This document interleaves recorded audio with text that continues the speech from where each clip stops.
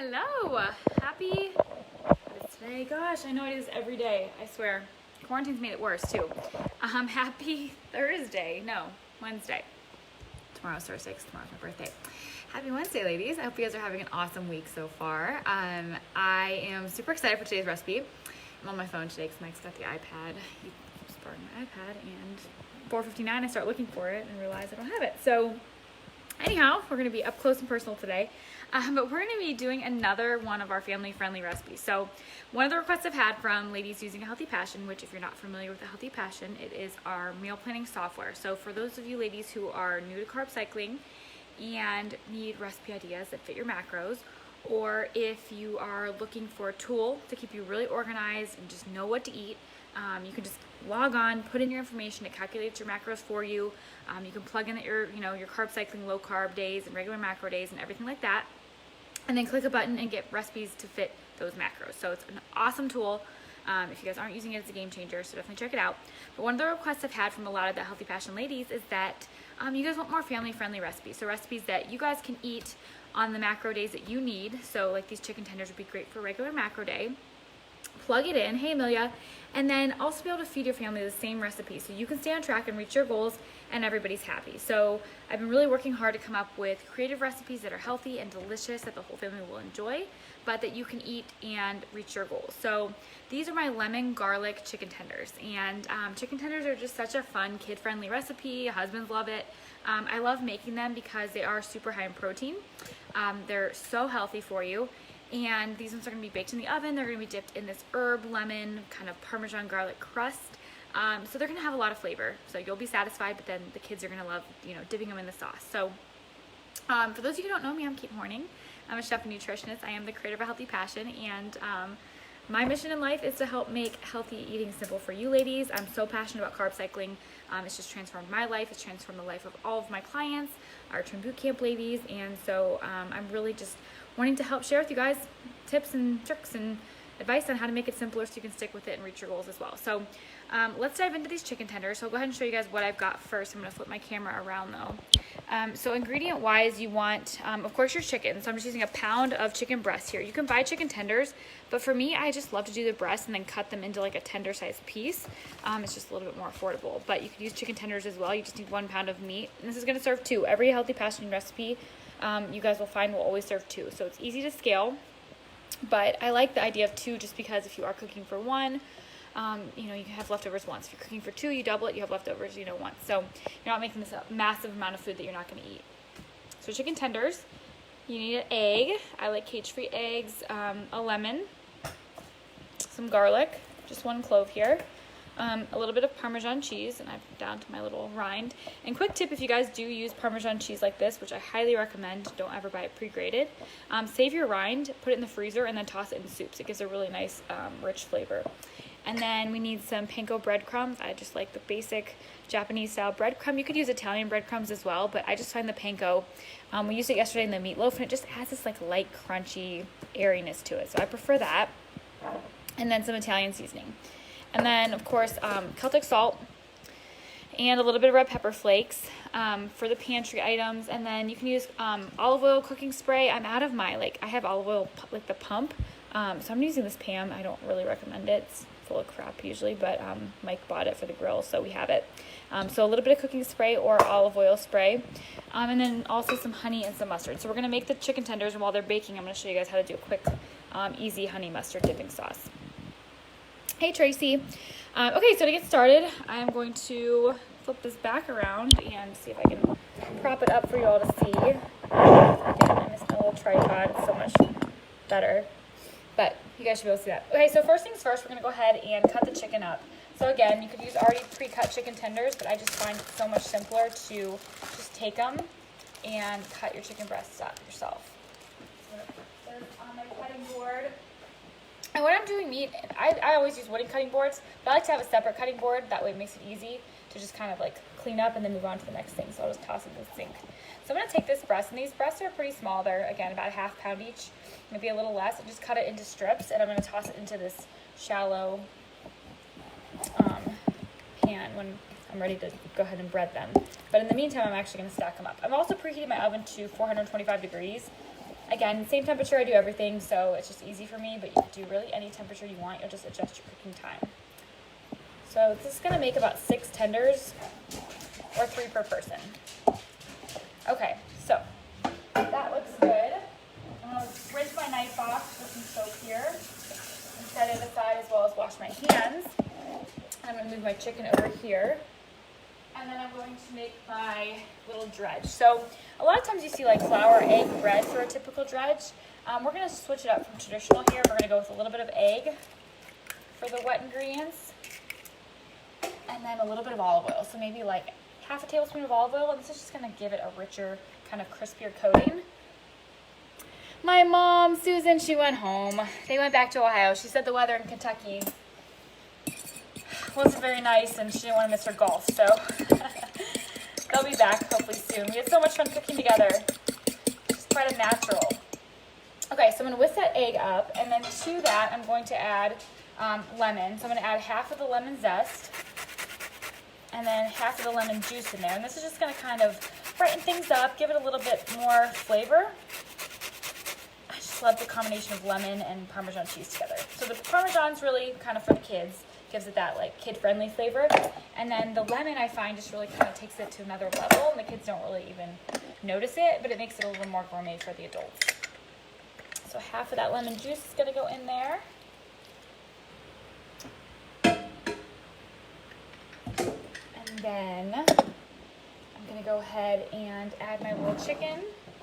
And you kind of want the chicken to soak in this breading for a minute, or not breading, but this dredge for a minute, just to give it some nice flavor. So I like to do this first and let it sit and almost marinate while I do the rest. So chicken's going in.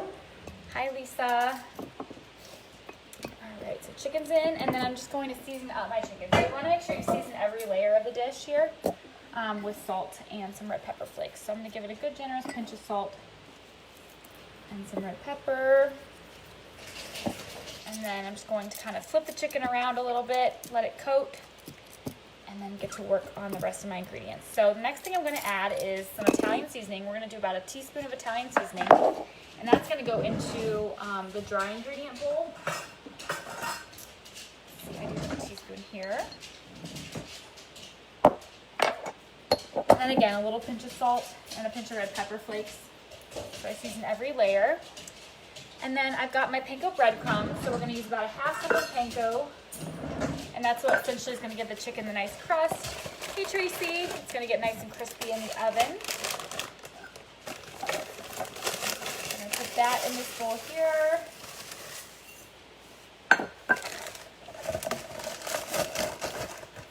Put that aside. I'm going to put this lemon aside. We're going to use it for a honey mustard. And then I'm going to take my garlic clove and just chop it up, and I'm going to finely chop it, and that's actually going to go with the chicken, so it's going to go with the wet ingredients, and again, it's just going to kind of infuse that garlic flavor. If you have garlic powder, you could also use that if you don't want to cut up the raw garlic clove. I would stay away from garlic salt because I already used salt in the dish, but if you do want to use garlic salt, that works as well. You just want to skip the salt. And you don't have to get crazy, it doesn't have to be perfect, but you want it kind of finely chopped or minced up here. So that's going to go in.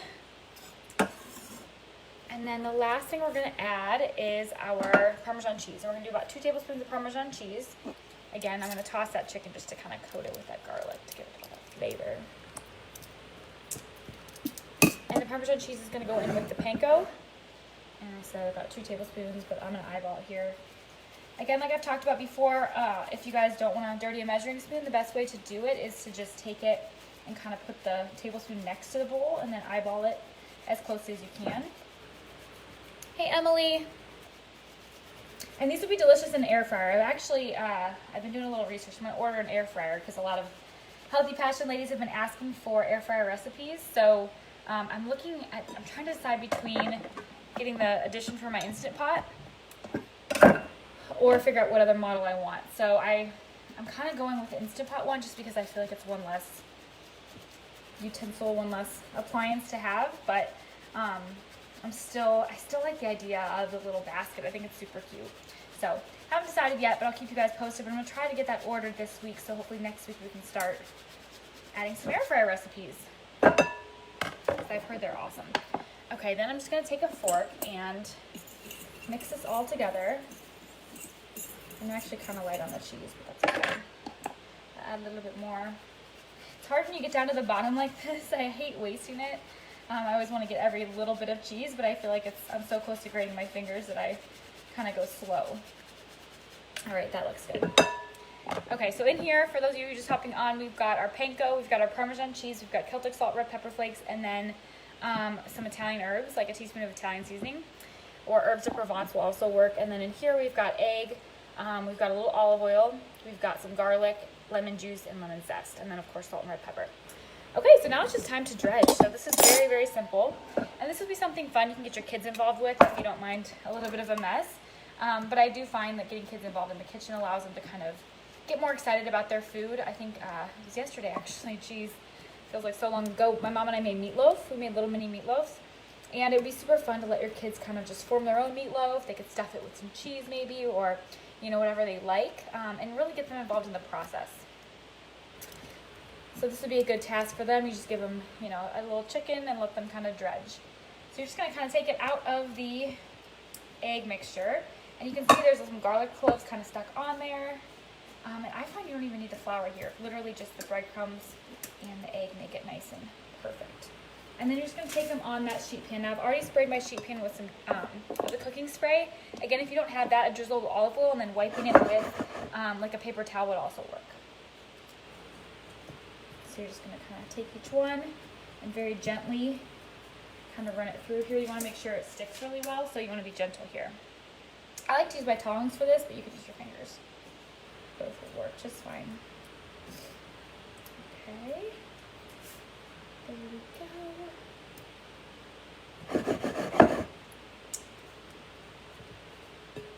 Just run it through there. Also, if you guys missed my post, I posted today. I'm working on my content for June. I'm going to keep doing the cooking every week. I'm not sure how many days a week. I might cut down to 2. But the 3 has been pretty easy for me so far to keep up with and get the ingredients for. So I'm going to try to stick with 3, but I also want to start doing at least once a week some sort of like training, because I'm getting a ton of you guys messaging me, which I don't mind, but it's starting to get to the point where I just can't keep up. And I miss a lot of Messenger Facebook messages with just questions, and I'd prefer to just do like a video on it to answer your questions, so that way everybody with that question can get help. So if you guys can start thinking of things that you have questions on, need help with, want to learn, and just comment either here or on the post that I made, that'd be super helpful for me just to kind of know what kind of stuff that you guys want, instead of me trying to figure it out for myself. So anything you guys want to learn, you know, how to carb cycle, how to set up your, you know, Mac. Hold on, Mike's calling me. He always calls me at 5, I swear, him or my mom. Oh no, no, Willa, no. No.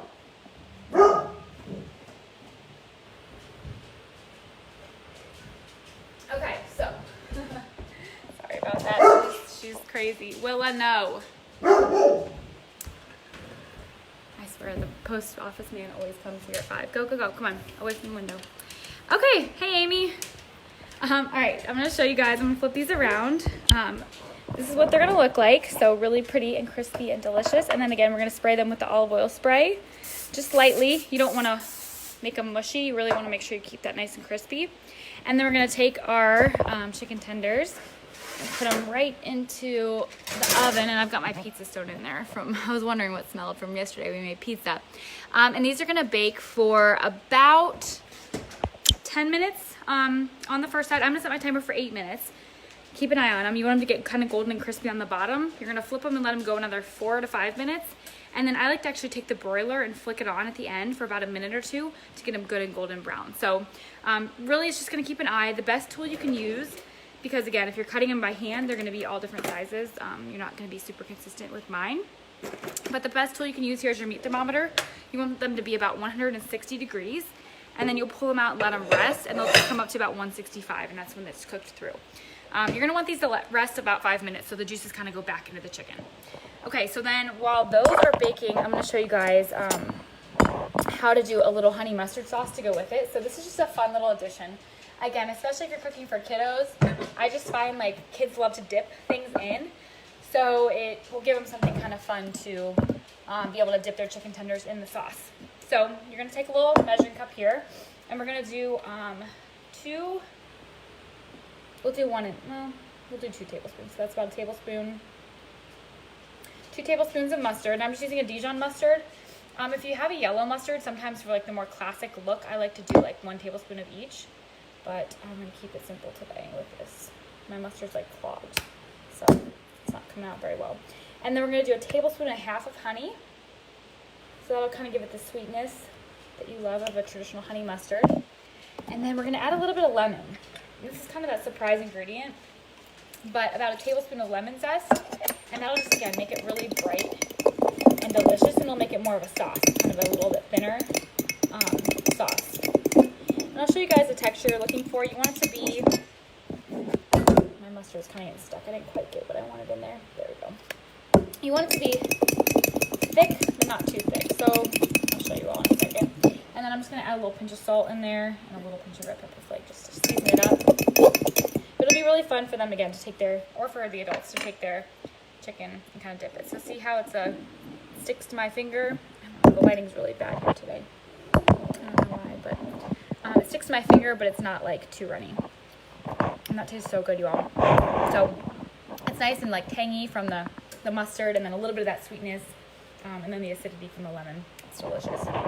So I'm gonna keep an eye on these chicken tenders. Again, 8 minutes probably on the first side. Basically, you're looking for them to be golden brown on the bottom. You're gonna flip them over, let them go another 5 minutes, 4 to 5 minutes on the other side, and then when they start to look almost done, you'll flip on that broiler, let them finish off, and they should be delicious. So I'll post a picture like I always do when I'm done. Again, if you guys haven't downloaded the meal plan yet, the 2-week carb cycling meal plan is still available. I'll post a link in the comments below, but it basically gives you everything you need to eat for 2 weeks: breakfast, lunch, dinner, snacks, all the things. It gives you a shopping list broken down by department. So if you guys are just getting started carb cycling and you need, help with what to eat, it's a great guide for that. Or if you are, just want a done-for-me meal plan, which a lot of you have said you do, that's kind of why I've created it, is just to give you guys here, follow this and you'll reach your goals. So any questions you guys have, let me know. Otherwise, I'm going to hop off, and I think I'm done for the week, I guess. Yeah, tomorrow's my birthday, so I'm taking the evening off, and I'll be back next week. So anything you guys want to learn, definitely let me know. I haven't planned anything yet for next week, so if you guys have suggestions or recipe ideas or anything like that, definitely let me know, and I'll see you all soon. All right, bye.